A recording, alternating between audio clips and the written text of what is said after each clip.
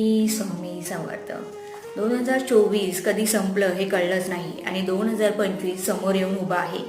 जे काही या वर्षामध्ये वाईट गोष्टी झाल्या त्या आपल्यामुळे झाल्या आणि जे काही माझ्याबरोबर चांगलं झालेलं आहे, तुमच्याबरोबर चांगलं झालेलं आहे ते आपल्या स्वामीमुळे झालेलं आहे. त्यामुळे येणाऱ्या नवीन वर्षाची सुरुवात आपण स्वामींच्या सेवेने करूया.